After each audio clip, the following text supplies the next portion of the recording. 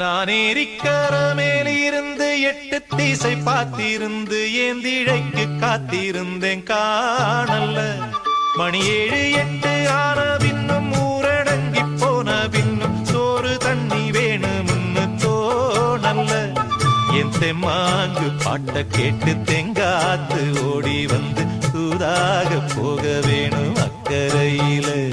நான் உண்டான ஆசைகளை உள்ளார பூட்டி வச்சு ஒத்தேல வாடுறேனே.